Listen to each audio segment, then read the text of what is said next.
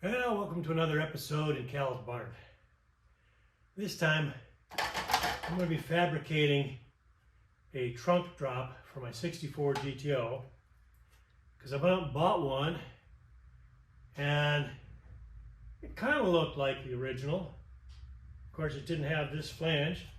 This flange was bent up more. This didn't have this flange. That end wasn't right. This flange was missing. So it kind of looked like it, but not really. So this is what the reproduction part looked like. Up by area A there should be a big flange sticking out to the back. That's not there. At area B, the width is wider on the reproduction than it was original, and then there was a flange on the back side that would be hidden, and you can't see it here. There wasn't one on this one because it's wider. At area C, there was a flange on the original, and this is just a cut-out section. At area D, that top flange is flatter than the rest of the flange at E, and on the original it was quite the opposite. E was flatter and D was raised a little bit. Area F is completely different than the original, and the ribs are in a different location than the original. So that's why I ended up making my own. So, I'm trying to make my own. I taped this up, marked this. I'm going to cut that off so that I have a template to make the original cut. And what I plan to do, this is a 90-degree bend, so I'll bend that over, bend this flange. It's not quite straight, but it's not real bad, so I think I can do that. And also make this part of the flange out of that one piece. And then this flange will be made of a separate piece and I'll have to weld it on. I just don't have the ability to form that. And the bottom, I think I can bend that flange up too. I got a little work to figure out exactly where it is. A little bit of work to do up here. This has been bent up and I need to find out exactly how that's shaped. I do have one from the other side, so I can use that and make a mirror image. But anyways, that's the project. So let me get to it. It's going to take me a few days to do this. This is holiday season. I got 3 parties in the next 5 days to go to, and that's going to put a little kink in my work time. But I'm going to go ahead and get this cut out, trim the edges, pull it off, lay it out, get that piece cut. I'll just cut it extra long here and trim the bottom up and make that what it has to be once I've got this shape all done. So after I had the tape template, I transferred that to paper and tested it out, compared it in the car, and you can see where I left a little bit extra, or need to leave a little extra there, and check the flanges on the back, and everything looks like it fits pretty well, so it's ready to transfer to a piece of sheet metal. All right, I have the initial cut on this. I've left a little bit extra, maybe 1/8 of an inch at the most along here, because my template fit really well. So I left just a little extra. I'll trim it up as necessary. I'm going to have to bend it over here in this direction. So I marked it on the back side where I need to bend it. And then right here, it's going to need to bend this direction. I'm hoping I don't have to bend this right now. If I do, so be it. I have left a lot of extra on the bottom since that's simply a flange that's turned up. So I'm going to fit the top, get that fit to my existing floor pan, and then once that's ready, I'll start working on this bottom half and getting that set up and getting this bent over, assuming I don't have to do it right away. Then once this is all done, I'm going to have to do this part of it over here, but that'll be a separate piece that I'll weld on that angle. I've left extra room here so that I can make these bins, and I don't know if I would really need that on this. This is 18 gauge, the original was 20 gauge. So I'm going to put these in anyways and then weld on, make the piece and weld it on here. So here's the tool I made for creating these ribs. Basically you just put a piece of metal in between these 2 pieces of rectangular tubing, bolt it down to hold the edges so it stays flat, and then put it in the press, put this punch, if you will, in the center and press down on it. I made these shims just to keep it properly centered. So I've got 4 of those, 2 on each side, to keep this thing centered as you press it down. And on the punch in the center, I welded up these corners here and then ground them square. So I've got one side that's square, and then the other side has the rounded edges still if I want a rounded finish in here. So pretty simple. To make it, as you can see, I used only the best materials. This rectangular stock hasn't been sitting out in the yard more than about 45 years. So when I made this, I welded them up at a certain distance apart so that there was room for the sheet metal. I think this was 3/32. I think that's 3/32 on each side, so 3/16 additional. And I was planning to simply press this down and make those. What I found was that when I did that, this surface here ended up being too rounded. So I had to add some shims, and I basically just used some vinyl flooring and laid that in there and pressed down against that. That was adequate for what I was doing. In order to fasten this, I needed to get some nuts in there, and since I had to have something to hold it together in the right with the right gap here, that created an extra height for me, so it made it easy to put the nuts in. And what I did to get those nuts in was I put them in on the bolt, ran the bolt all the way in, and I actually did all 4 so it would sit nice and flat, but put the bolts in and ran the nut down. The hole here was big enough for the nut to rotate in. Put the nut down until it was flush or a little below, and then welded it, and then just took the bolt out. So I had to be careful not to weld the bolt too, but that wasn't too bad. So that's the way I did it. Pretty simple, and it did the job very nicely.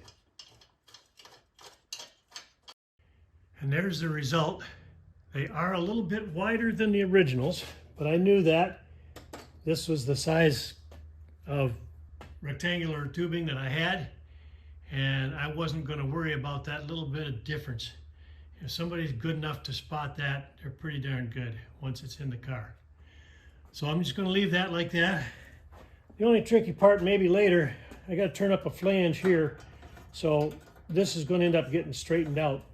Basically, on the original, this tapered out back here, so I'm just going to hammer form that, and hopefully that'll work out fairly well. I'd spent probably, I don't know, 3 or 4 hours making that tool between trying to drill the holes. I tried to make it so that, it was probably stupid, but I tried to make it so that these 2 pieces were interchangeable, so I didn't have to worry about which was which. So that took a little extra time. And the rest of it, you can tell, I didn't clean up all the rust. I just left it. I didn't worry about the piece on the back here. I needed it to work. I didn't even bother cutting those to make them nice and straight. Didn't clean up the welds. I did clean up these welds where I welded the nuts in, and I cleaned those up so that it would lay flat. But other than that, I didn't care about how it looked. I just wanted it to work. This is how I made the 90-degree bend at the back of the trunk drop, and you can see the tab like sticking out there by the arrow. And a lot of the press bending tools that I've seen have a support at each end of the tool that goes from the bottom half to the top half to keep everything in alignment all the time. Mine doesn't have that, and there have been a few cases like this one where I'm glad I don't, because if I had a support going from the top to the bottom, that little tab would have to be in the middle between the 2 ends, and it would get bent up. And in this case, I don't want that to get bent up. So even though sometimes it's a little bit more awkward to get the top and the bottom aligned, it's not too bad, and there have been a few cases like this where I'm glad I didn't have that. For whatever reason, I don't have any photos or videos of that main part after all the bins were completed, so we're going to jump right into making the top flange. And I don't have tools capable of making it as at the length that it needs to be, so I'll make it out of two pieces. And there needs to be a step in the middle of those lengthwise, so we're going to jump into this video showing how I did that step. So if I had a sheet metal brake, I could do this easily, but I don't have one. So I have to cheat. What I did is I used this bending tool to put the 90-degree bend in here first. Then I put a straight bar here that I had, piece of scrap, and left enough room between here and here so that I can get my flange tool in there and pull that up. And in order to get this clamped real good on the edge here, I had to, in addition to putting this piece of bar stock in, there's another piece of bar stock behind these to just keep them level so I get a good pressure on this edge of the bar. Without that other piece in there, it pushed on the back and left this front loose. So I got that tight. Then I bring this down just to snug everything down real good and start bending it up. A little bit at a time. If you try to do it too fast, it'll stretch the metal between your bends and well, it won't be good. The first one I didn't use this extra bar, I just used these two, and I ended up having to do a little hammer and dolly work to clean it up after I was done. Hopefully this time I won't have to do that.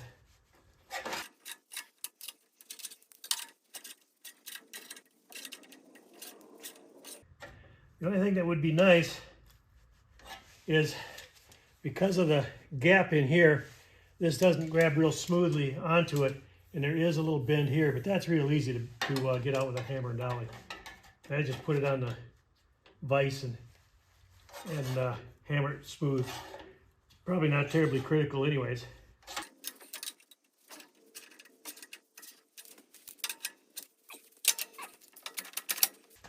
There you can see the bend. Needs a little bit of straightening here. I can flatten that, basically just flatten it out. That's pretty easy to do. So that's how I made it. Then I'll weld those two pieces together to make one long one. I will have to put a bend in them. Hopefully, even though this is done, hopefully those bends won't be too hard to do. To bend this piece into shape around those curves, I simply bend it over a piece of 1.5 inch PVC pipe. 2-inch would have worked as well. I just needed something with a somewhat generous radius on it. And it's not a perfect fit. Pretty close. I can finish it up and get it snugged up as I weld it. So shouldn't be a problem. I'll get it tacked in, continue on. And there it is, welded on. I'm probably gonna have to cut some off the end, so I didn't bother welding that.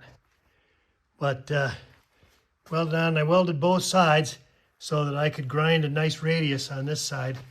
And then this needs to get trimmed off here and cut on a radius on this corner. But I didn't want to do that until I got it welded on because I didn't want to cut too much off. All right, the rear part of this trunk floor drop is basically done. Very happy with the results right now. Got a nice fit there. Follows that curve real well. What I had to do to get that to follow it is I cut it here. Well, let me explain why I needed it. When I originally made this piece of material here, I put these bends in it, and then when I bent the flange up, and that straightened out the bends down here, it stretched that metal so that the thing curved up a little bit. So this end was too high. In order to fix that, I cut it in this joint, or this bend, and had to open it up a little extra down here so that I could pull this down, get this in the position it needed to be, and then I won't clean up this weld completely back here because this is going to be hidden between the quarter panel, well, between this and the quarter panel, so you can't even see it. But this side, I cleaned that up a little bit. If you crawl underneath the car, you would be able to see that. It's not perfect, but pretty close. So I don't think anybody'd ever notice it unless they were, it was pointed out to them. What I do have to do is still on this piece, I have to trim this off still and this off. I'll probably weld this up once I know that this flange is in exactly the right position. And the other thing I have to do, for whatever reason, the original, this is basically flat across here, but then this section here comes up on a bit of an angle, and that tapers off to flat across here. So I'll shrink this with, probably just bend it up and shrink it with a hammer. I can't very well use a shrinking tool on there, shrinker stretcher on there. So I'll have to do that by hand.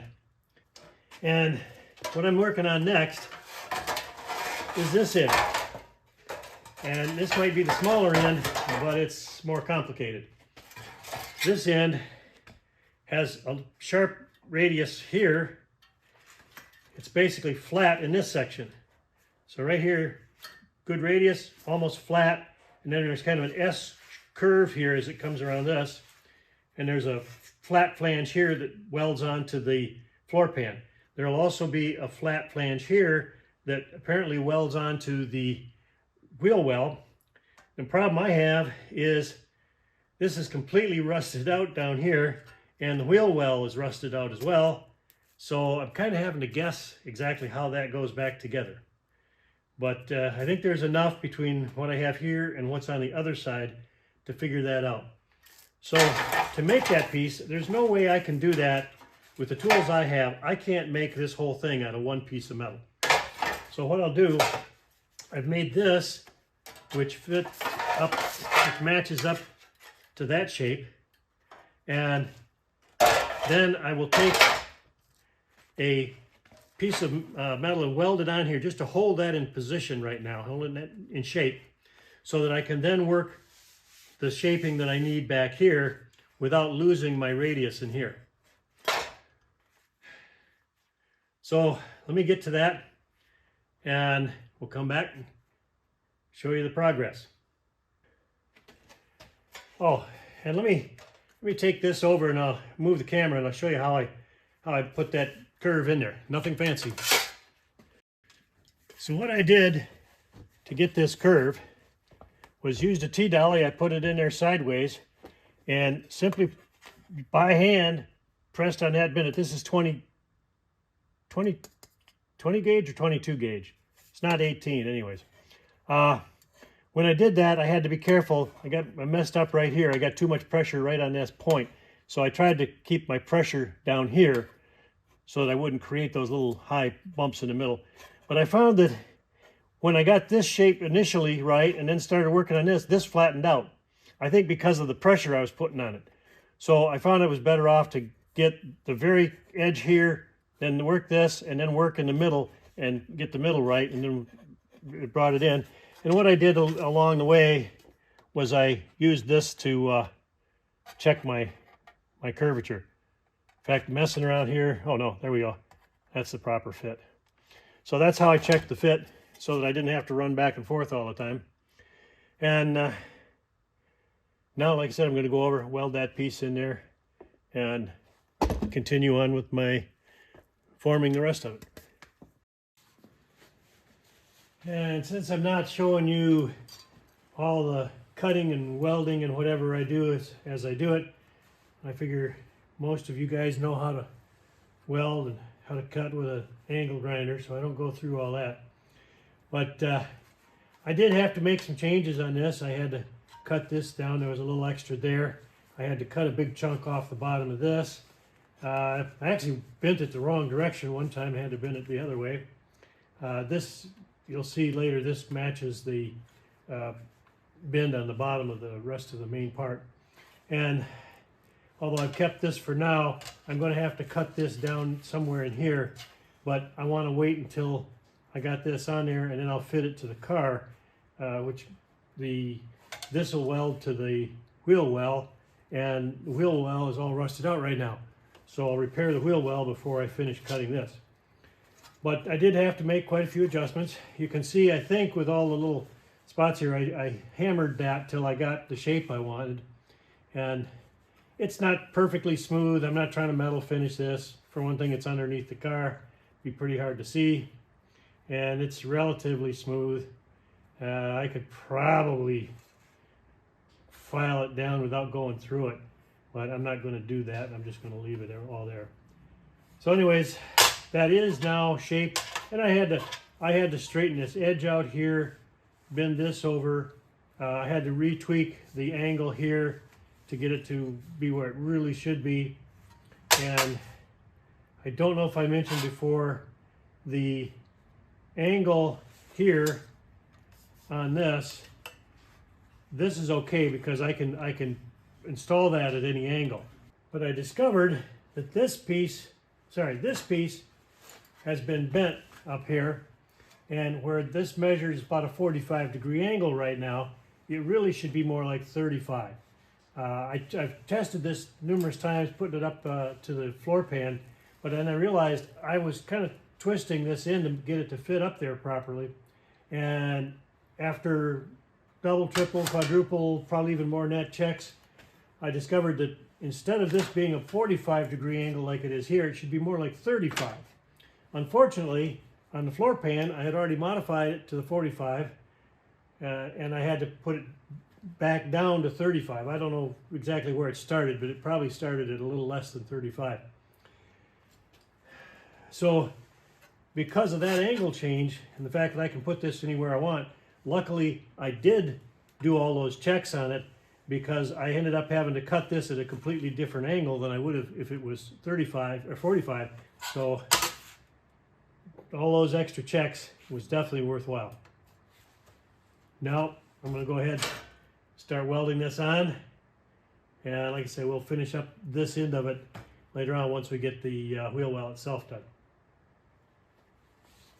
To weld this piece on the end, I had to get the thing upright and it kept falling over. So I leaned it up against my tractor, clamped everything securely in place, lined it up real good here, tacked it in place. Now I'll take that off and finish welding it. All right, this part is as done as it's going to get for now. As you can see, we've got the three flanges, this flange, this one, and this one, that were not on the reproduction part. And this part on the reproduction came straight out and they cut a radius on it. So this is completely different. Tried to match this as close as I could, although this radius ended up sharper, but functionally that'll be fine. This was stamped and a nice smooth radius. I ended up with a sharper radius there. These ribs are a little wider than the original, but they're in the right location. I think that'll be fine. The top here, this part welds to the floor pan, and this sticks beyond the floor pan up against the fender or the quarter panel. So I'm going to trim this to fit the quarter panel, to have it about a 1/4 inch away from the quarter panel when I'm done. This one, some places were a little further away from the quarter panel than I thought would be ideal. So that's done. I'm pretty happy with it. And the only bad thing is now I got to make one for the other side. Well, that does it for my trunk floor drop fabrication, other than the fact I got one more to do. Don't forget to hit the like button, subscribe, and stand by for a video on repairing the back of my deck lid. The whole bottom edge of the trunk lid was completely rotted out from mice getting in there. That was another fun project. That'll be coming soon. Thanks for watching.